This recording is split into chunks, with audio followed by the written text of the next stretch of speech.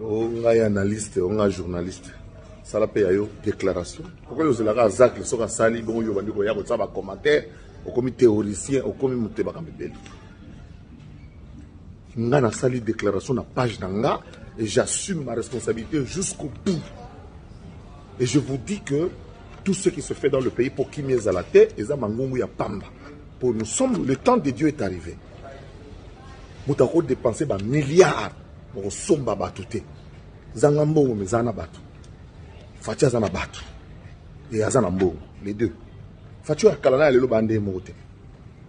Donc zana no tranquille sont nos journalistes. Ça l'analyse na on mir na yo. Nga na page Instagram na ngai Zakari Baba Sogushia. Facebook Zakari Baba Sogushia. YouTube Zakari Baba Sogushia. Yayo ni. Alors, ça la commentaire chez you. Nous sommes là à commenter chez Bino. Parce que moi j'assume mes propos. J'assume mes propos jusqu'au bout. Vous comprenez? Voilà. Pour nous un Zouloukap dans un danger. Le 28 décembre, tu as dit que tout ce que nous faisons pour que le 20 décembre est combattu. Il faut tout faire, créer des morts, créer des blessés, de nombreux blessés, pour que le 20 décembre, date où on a tout combattu. Pour vous dire que surtout comme le 20 décembre, vous l'allez.